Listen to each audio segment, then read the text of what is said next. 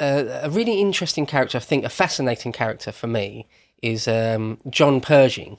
John J. Pershing, Black Jack Pershing, he was known as.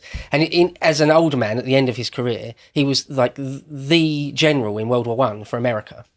But he before that, he'd been involved in all sorts of American military affairs before World War One. Mm-hmm. And there was they had a war with Spain, but effectively actually against Mexico, right at the end, right at the turn of the 20th century, a couple of years before. And anyway, historians always point to that during that war, around 1900 or 1898 or whatever, around that time, the American military was tiny. They weren't on the cutting edge of research and development at all. They had like a few armoured cars, and like that's really it. And they were just very, very poorly trained. Their officer corps was tiny, well, not non-existent, but nearly non-existent, absolutely tiny, a few thousand officers. And their whole military outfits were subpar, were tiny and subpar. Mm-hmm. So you look at, say, the American Civil War, which again, the 1860s.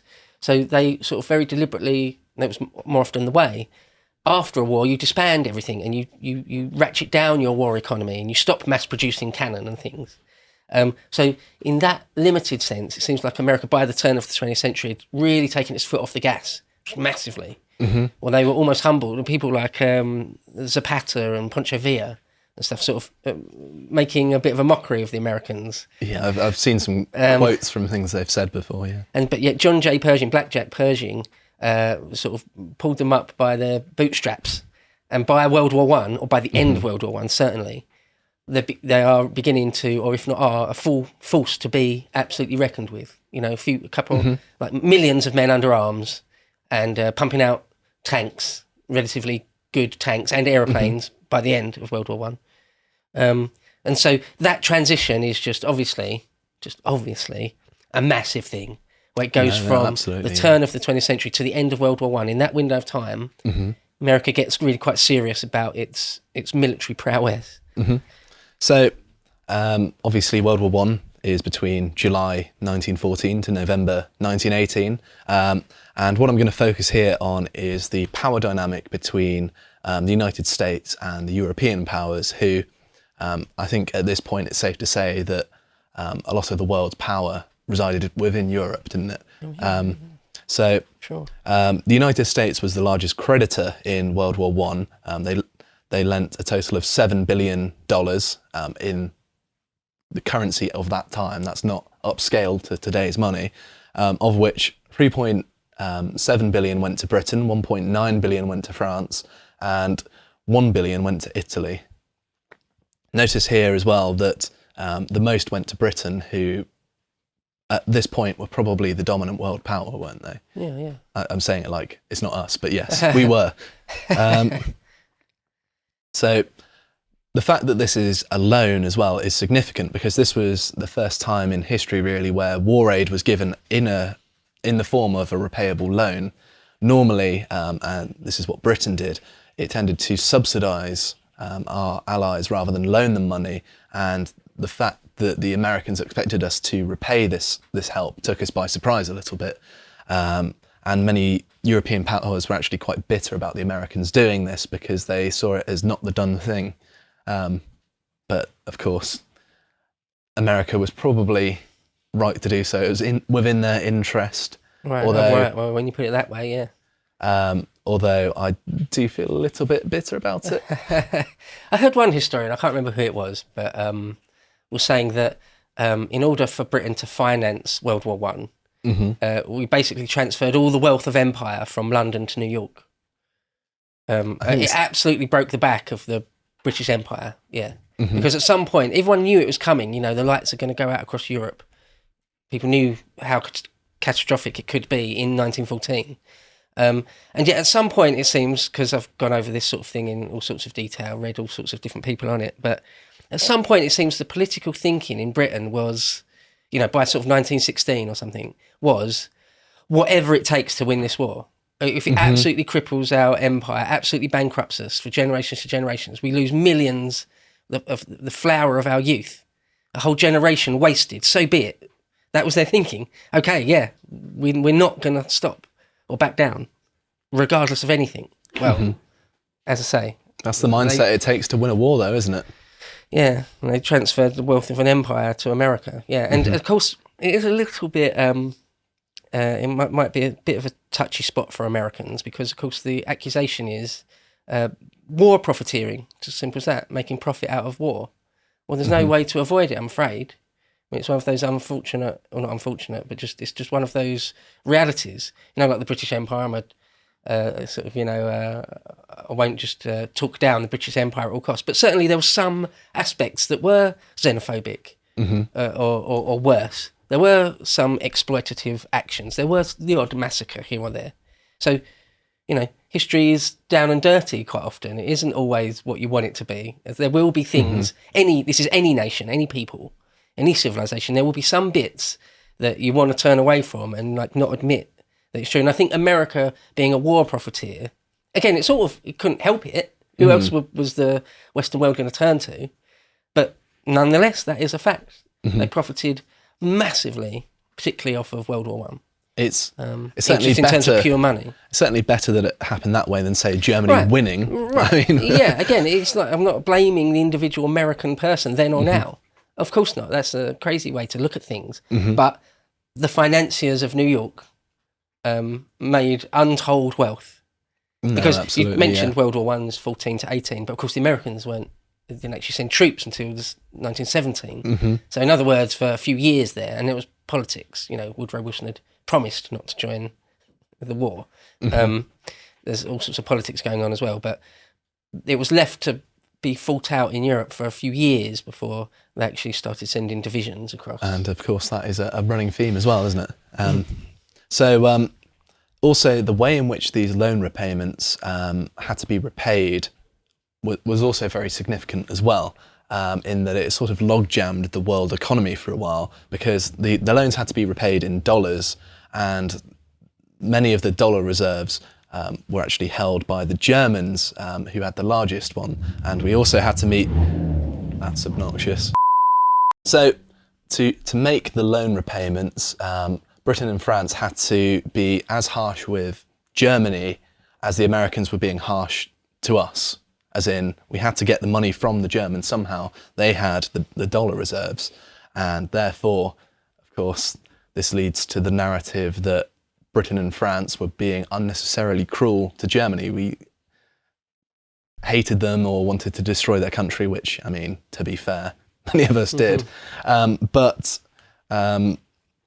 it was because we needed these dollar reserves to pay for the loans. And it's difficult not to argue that this contributed to World War II, in that we were being pretty belligerent with the Germans, because of course the German banks had to borrow from Wall Street, which were then passed on to the Allies, which were then paid to America. So the way it set up the system wasn't exactly ideal, and this led to, or contributed to, the Great Depression, which of course was a form of recession or economic collapse because of the high liquidity. So it's funny, isn't it, that idea, just to pause ever so briefly on that, round and round we go. Keep pumping out money when we get onto the Marshall Plan, all sorts of things. Keep pumping money around the world, but it eventually comes back to you with interest. Just an insane carousel of when you look at even today how much America owes China, then how much China owes America. They both owe each other vast amounts. It's difficult not to just stand back and say, objectively, this is a craziness. Well, it's difficult for one person to comprehend just the scale of the global economy now, isn't it? There's these are potentially private institutions. I don't know the nature of the Chinese and American debt obligations to one another, but I would presume that these are largely private loans paid to either institutions. I imagine it's probably not individuals. It's either private institutions or the state in America's case, or pretty much just the state in China's case, because you don't really have any private institutions, at least not of any size, to warrant an American loan. But yeah, it's impossible to get your head around, and I think that's part of the reason why this system is so effective at acquiring wealth because it's impossible to comprehend by one person. You've got to kind of spend a lot of time tracing the flow of money and realising where it's going. So I think a lot of it is buying and selling each other's sovereign debt, so government bonds or gilt-edged bonds that they can print like money, like the Fed can print, or the Bank of England can literally print more fiat currency. I mean, again, as just a normal person, when you stand back and sort of try and look at it objectively, like you can print endless money, but you're still taxing us at 40% or something. You still need a big chunk of normal people's money, even though you control the money supplier. Oh yeah, it is squeezing normal people to finance government, isn't it? It's kind of disgusting, to put it lightly. Yeah. But returning to the United States, although they were a significant European creditor, this didn't necessarily lift it to its position of hegemony quite yet. And although Britain, France, Germany lost or burned through more than 12 billion in their foreign assets to pay for this, which was, of course, a third, as you alluded to, this is a third of the total external investment they had built up over the course of the 19th century in their respective empires. Britain still retained the largest overall foreign capital stock of any country in the world. So Britain was still dominant after World War II, even though... World War One. World War One, sorry, yeah. Getting ahead of myself. But yes, even after all of that, we were still succeeding. So it would take another war, funnily enough, one that I accidentally alluded to in a second. But yes, obviously the United States' net creditor position was an indicator of a shift in power from London to New York. And of course, this relates to finance in particular. Also, it's worth pointing out as well, something that gets somewhat understated is that the financial centres in neutral countries like Amsterdam, Zurich, Stockholm did disproportionately well, and this increased European competition put more pressure on Britain, France and Germany, who were the dominant powers and probably still were afterwards as well, within Europe. And also along similar lines, the destruction in Europe led to increasing pressure from outside of the continent as well. So other goods from, say, Asia and Latin America became a bit more competitive, and to a lesser extent Africa as well. So I was just going to say, in those interwar years, at least the first portion of the interwar years, Britain still had the biggest navy as well, still Absolutely, sort of ruled the waves. I mean, real Navy historian nerds argue about this sort of thing. When exactly though, did America's Navy surpass the Royal Navy? And you can, it depends how you measure it, doesn't it? And you can, but some say, I think fair enough, it's before even World War II started. Certainly when America started pumping out, well, we're getting ahead of ourselves here, but the point I was going to say is that in the interwar years, or in the 20s though still, Britain's sort of global economy, for want of a better expression, global commerce, it was still certainly a rival for America's. So I think it's a bit early to say like the 1920s or the 1930s, just to say, America's definitely sort of the preeminent hegemon of the world. I think that's still people would make that argument. For me, that's still a bit too early. No, you can certainly say agree, they're right on the path, as long as they play their hand okay. They're gonna be like even today. Some people would argue, well, China might not have the biggest economy or the biggest military, but you can see a trajectory where it will be all dominant. May or may not. It's up to you to agree with that. Well, I mean, only its population is an indicator of that, but its population is going to see one of the most rapid declines in human history. So there is that. To watch the full video, please become a premium member at lotuseaters.com.